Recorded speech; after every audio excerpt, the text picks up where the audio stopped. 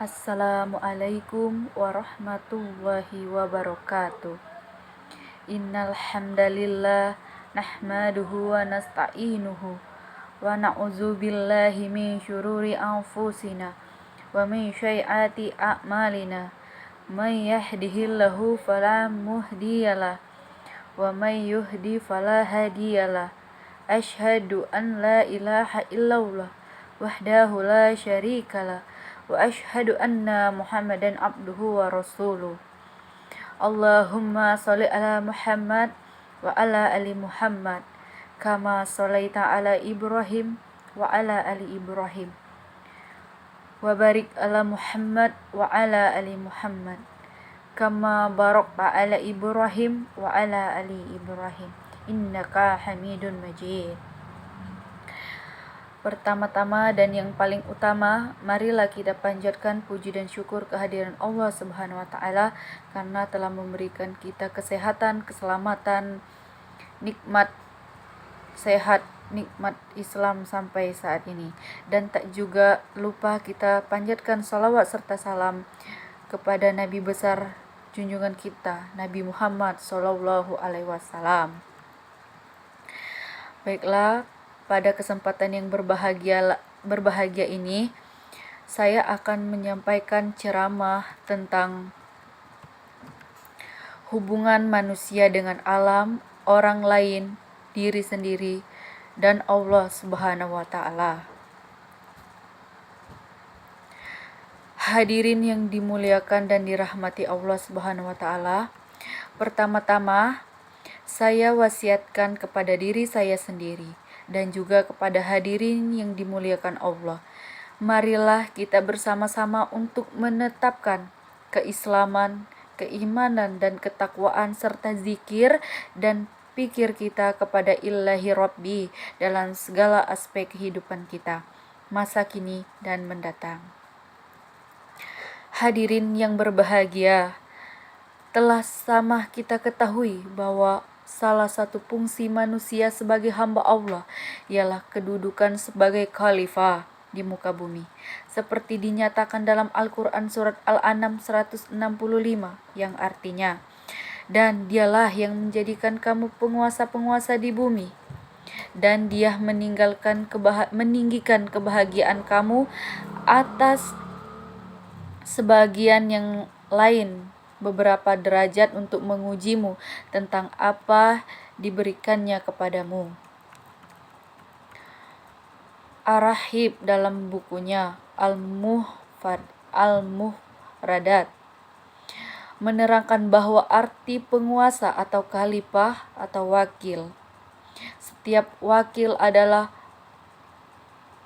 mewakili seseorang yang tidak hadir atau karena kelemahannya atau karena sebagai tanda kehormatan kemuliaan. Kedudukan manusia sebagai khalifah di muka bumi ini dengan pengertian sebagai tanda kehormatan yang diberikan Tuhan kepada manusia itu dalam kedudukannya sebagai khalifah di muka bumi.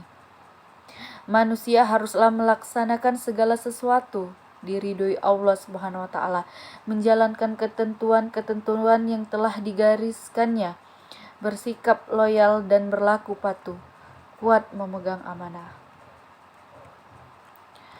Hadirin yang saya hormati, dalam kesempatan yang singkat ini saya akan menjelaskan ceramah singkat mengenai beberapa hubungan, yaitu yang pertama, hubungan kita dengan alam sekitar. Kita dipercayakan oleh Allah Subhanahu wa taala Al-Khalif untuk memegang jabatan khalifah yang di muka bumi. Maka dengan sendirinya kita harus mampu dan sanggup bertanggung jawab atas kelestarian, kebersihan, kenyamanan alam sekitar kita. Menjaga hubungan baik, harmonis dengan alam sekitar. Misalnya antara lain tidak merusak, tidak membabat, tidak membakar hutan, lahan perkebunan, juga tidak membakar sampah ilalang. Limbah di sekitar rumah, jangan sampai membuang sampah sembarangan, jangan membuang plastik, kayu dan lain ke sungai-sungai, parit dan lain-lain. Hal mana berakibat pada padangkalan sungai, parit, dan selokan yang pada gilirannya akan menimbulkan kebanjiran. Masih teringat dan terngiang di telinga kita, di hati kita, betapa sedihnya akibat yang ditimbulkan dari dampak kebakaran hutan dalam musim kemarau panjang kemarin, di mana telah menimbulkan asap, kabut tebal sangat mengganggu kelancaran transportasi baik udara, darat, ataupun laut, berupa korban jiwa, harta benda, materi, dan sebagainya. Hadirin yang dimuliakan Allah, hubungan yang kedua adalah hubungan kita dengan orang lain.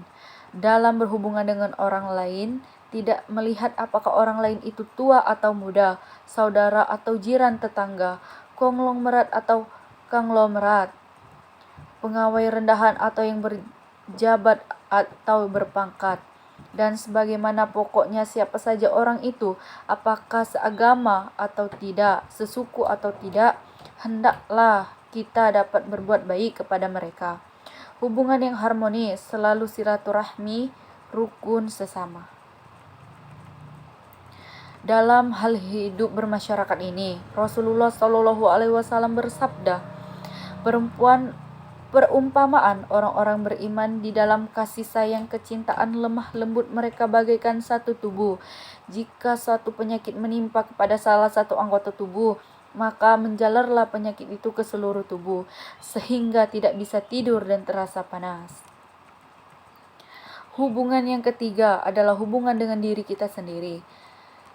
Yang dimaksud di sini adalah bagaimana kita bertindak atau berperilaku terhadap diri kita sendiri, seperti berbadan sehat, berpakaian bersih, berhati suci, dan sebagainya. Demikian juga bagaimana kita harus selalu mengoreksi diri sendiri, selalu introspeksi, selalu memeriksa diri sendiri sebelum menyalahkan orang lain. Dan yang keempat adalah hubungan kita dengan Allah Subhanahu wa Ta'ala.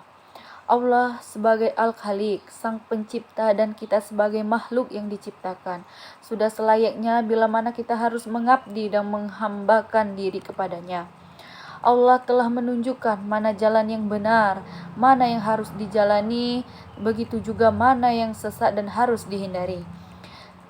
Manusia sebagai hamba Allah Subhanahu wa Ta'ala mutlak harus mengabdi kepadanya, melaksanakan apa-apa yang dilarangnya. Misalnya, Allah memerintahkan untuk mengerjakan sholat, maka wajib dikenakan. Allah mewajibkan bayar zakat bagi yang memenuhi nilai hisab dan haulnya, maka wajib dikeluarkannya.